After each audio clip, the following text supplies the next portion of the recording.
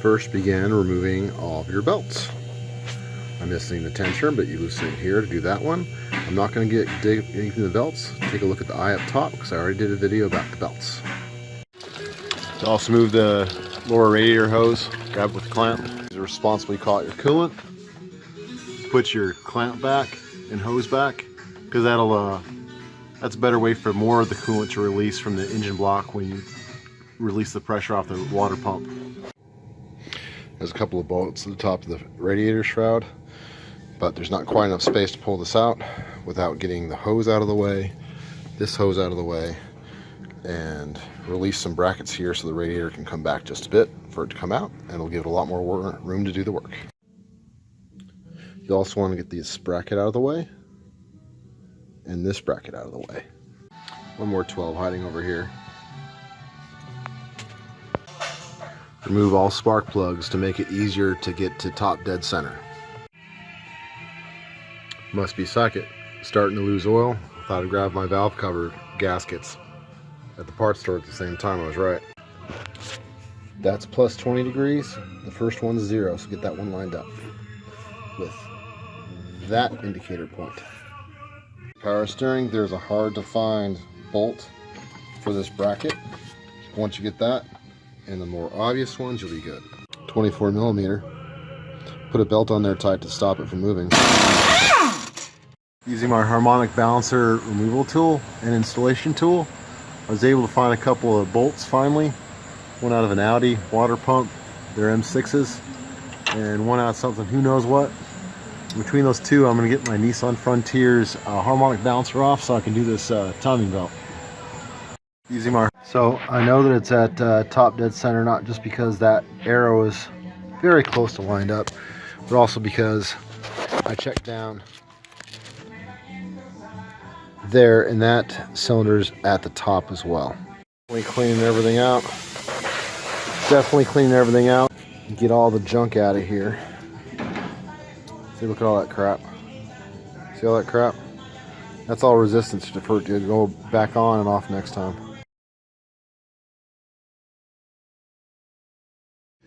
This is immensely difficult to show.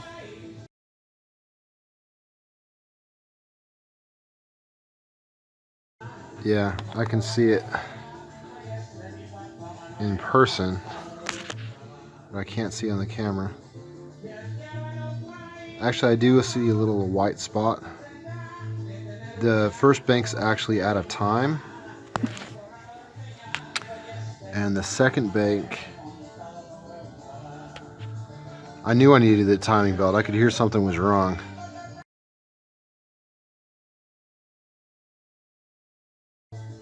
Yeah, this bank is in time, and this bank is out of time. So it's going to be in time when I'm done. I don't know if you can see it. I know how hard it is to see. Looking through a camera, through a mirror. But yeah, that's definitely out of time. And the marks are at the top. I just had it was all black paint on black paint, so I had to highlight it. I'm unimpressed that the Dayco belt did not come, or the timing set did not come with the new spring. A little bit rusty in there. I guess it'll be alright. But this is really easy to move over. You should pry that up and off with some pliers. And then if you look over here, it's supposed to go onto that stud. So it goes onto that guy, and then in the center of the screen, that's the stud that the spring holds on to. And when you screw back on, you're supposed to use thread locker. New water pump feels nice and tight. Old water pump feels actually slightly wobbly. I mean, not much, but just slightly. It was getting ready to let go, so I'm really glad I did the timing belt and water pump together.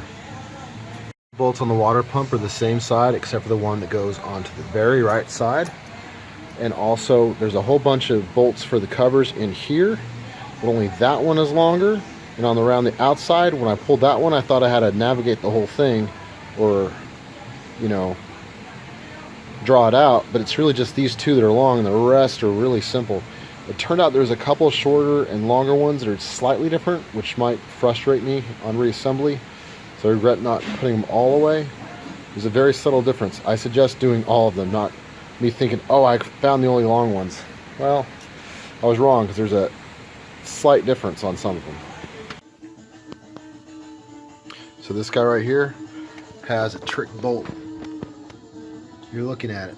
It's got a bolt that goes on inside of it, but it also bolts the timing bolt in. What a special head. So there's one more special one towards the right side.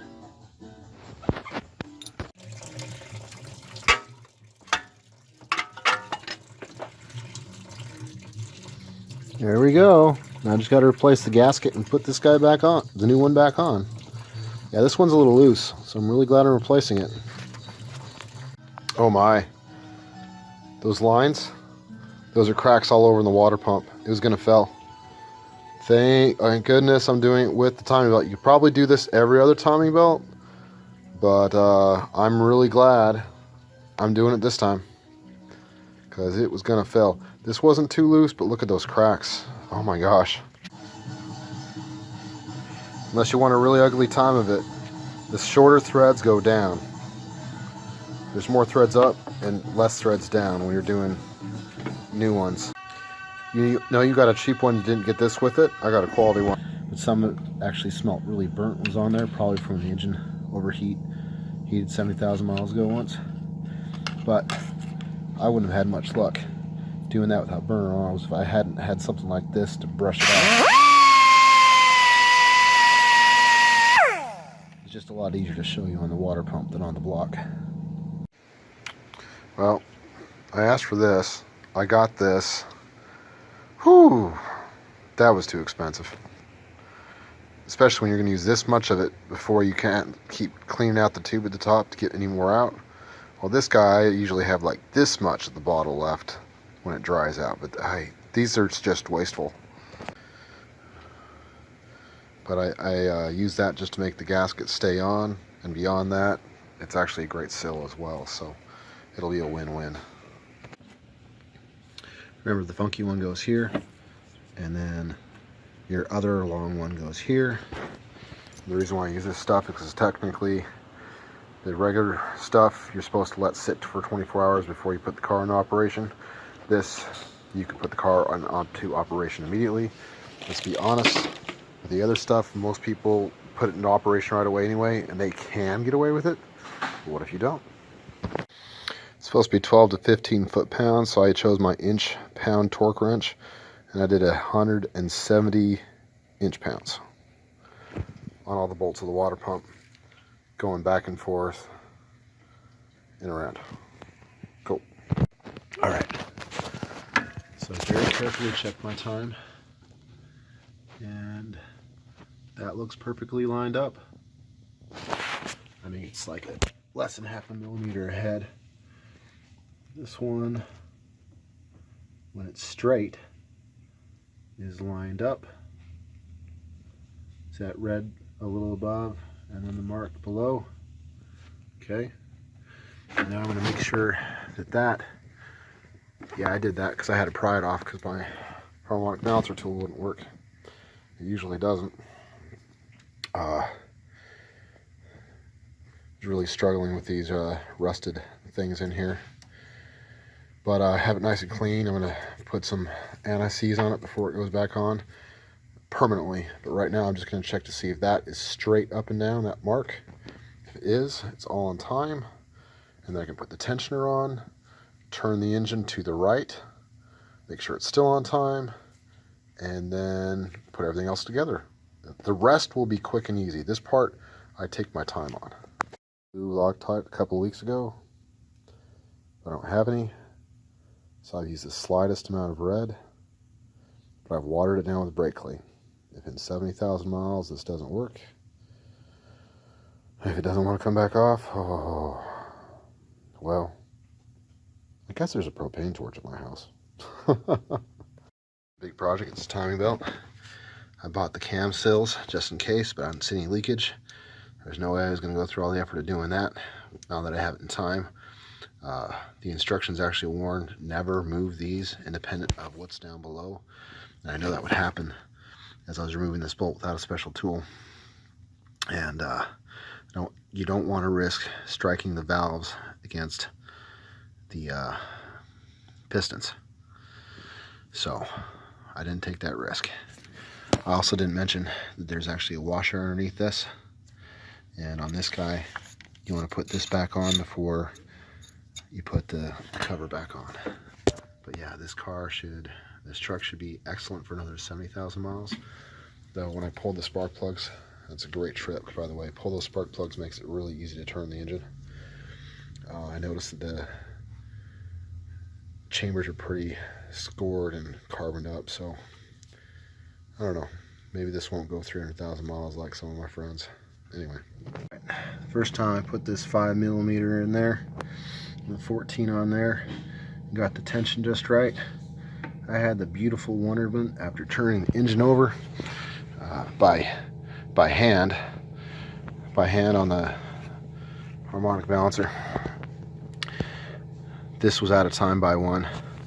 That one was right on time. So let's pray that I'm only doing it one more time and I'm done. There are only 2 cars I've had to do more than a couple times, and it either goes, most of the time I do it once in one try, but one time I had to try 5 times before I get the darn thing lined up. So, you know, rule of thumb, first get it down there. Though on one hand I got it here right, then down there right, and then do the tensioner. But it's kind of the process. Make sure your belt's tight. Be careful. This one spun back on me a few times, even though all the spark plugs are out, so that's just crazy sauce, but it's ready to go, I believe. Let's check it. Woo! It's timed on the money. I'd like to say thank you to the owners of Star Quality on the Capital City Auto. I'm a service advisor now down over at Johnson & Johnson in Garner, North Carolina. Come down and see us. We'll take good care of your car. And no, I'm not sponsored. I just want to say thanks to the boss because he let me come to the garage or to the shop to do this rather than doing it at home because it keeps raining, and when it keeps raining my garage is flooded and the working conditions here during the rain are optimal. Anyway, thanks again, Micah, and be sure to check out this related video. That's how you do the belts, and a lot of the things that just under the belts is what you have to remove to get into the timing. I was pretty quick on that. If you need how to do all the belts, that's going to go better. Now understand, I kept timing this engine and bank 1 kept being a tooth behind. What was scary is that the old one was 2 teeth behind. So I heard that there was something wrong in the engine. I could feel it. And finally what I had to do is the first bank, I actually pulled forward a tooth ahead because it just wasn't possible for me to get the belt tension across the top 2 cams tight enough. And once I did that, that's when things finally evened out. Okay? Now, second bank, first bank, right on the money, and the harmonic balancer's right on the money too. So normally I show you take apart and put back together, but I've been here all day already, and the installation is reverse of removal. Except check torque specs, please. Important trick for you.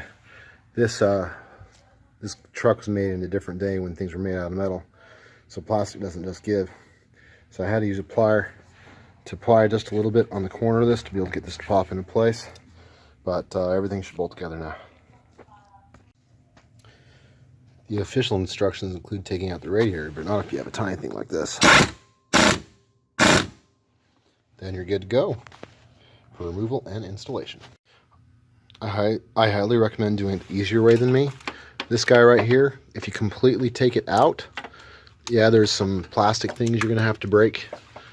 Maybe you can be nicer than breaking it and squeeze those arrows and get it to come off. Get this wire off the distributor. And also air hose here air hose here. Not necessarily, at least it's free. But if I had totally taken it off, it would have been so much faster to see how to line it up. And also breather hose over here. And that would have made everything a lot easier. I at least had to get loose in order to get these bolts in, because these bolts were really frustrating to get out. So free that up on, take it apart, do better than me, make your life easier. All right. There's one other electrical connection I freed up here, thinking I'd completely take it away, but once I got it to wiggle, I felt like that was good enough. You're gonna have to have a mirror in order to line this up, and mirrors are very difficult ways to get the timing belt lined up. Thinking back earlier on the job. So what you want to do is use a tiny screwdriver, smaller than that. Look deep underneath at the timing belt, get the line across, and then look up and look at your mark, and then you can see if you were in the right spot or not. Would have saved a lot of time if I had gotten this out of the way, probably. I'm not keeping my promise to myself about not showing to put it back together. There's arrows there that I put onto the belt so that I knew which way it would go back on. That's actually very important. If you ever have to take off a timing belt or any other kind of belt, know which way it went on. As a rule of thumb, if you make it so the belt can be read right side up, you're good to go. I did that one backwards, so it's a good thing I always mark them with arrows, because the rest of them are going to go on as I read, though I still put arrows just to be cautious. Place this back on. I'm showing this because that wasn't part of my belt video. Prior to your second belt. First belt alternator, second belt power steering. Be sure to put each of your air hoses back on, especially this deep one, before you do up the bolts. And when you're using these, this is how it sits stock, I believe, but I found out that it was actually loose. It was actually an air leak. So I got to put it in a little bit deeper than I used to. And what I mean by spread them when you're done to ensure a good seal is always do that and place them back where they started. I also noticed that my lower radiator hose is starting to get a little crusty. That's what goes up to there. I just tucked that out of the way during the whole job. And since that was crusty and my upper radiator hose was not, I thought I'd check back here, and it seems squishy and soft, but the heater hose itself is hard. So I need at least 3 new hoses right now. And it's too late at night to get them. I'm far away from any shops. So I'm going to be wasteful and put a bunch of coolant in this thing. Sort of. It's sort of not wasteful because when I was in college, was the first time I got in the coolant system, and I reused the coolant. I filtered it and put it back in. The water boils off a little bit over time, but not the coolant. So it's actually pretty strong. I tested every once in a while. It was okay. But putting new coolant in twice in a short time frame is not going to be so bad, because 130,000 miles, and since 2004, 15 years on the same coolant, same timing belt. It was just, the truck was due for some love, you know, like that too. I need a new hose there. You know, it's just a lot of rubbers are starting to deteriorate at this point. My wife's Toyota Sienna, same year. All the rubbers are doing better. It must have been garage kept. I can't get her to park underneath on anything. So they're going to start deteriorating too, like this one did, but it takes years to happen. And hey, don't forget to use a nut on a nut with 210 box handles, ratchet optional, and use something else to gently hold the threads so you can put your new parts into the pump so they'll stay put and your fan will stay true. It's very important because that's one of the failure points for these water pumps. Other than being able to see that they're loose, I have a technique. You do one across from it, then you go right, then you go across from it, and I guarantee you'll have all of them. But if you just go around in a circle, you won't know when you're done, especially if it's not obvious. You'll notice that these studs all sit in a little bit different depth. Try to be a little bit even about it. They will blow through if you keep pushing them. I've learned that on quite a few of these. It may not be the case this time, but I've seen a lot of them where that flat part will keep going in, and you don't want to do that. It makes it a little less balanced. Wow. Snap-on's kicking Matco's butt when it comes to this Nissan. It's got way more. I can disable injectors. I can test timing. It says timing's perfect. So I'm pretty sure what I'm hearing is a timing belt slap.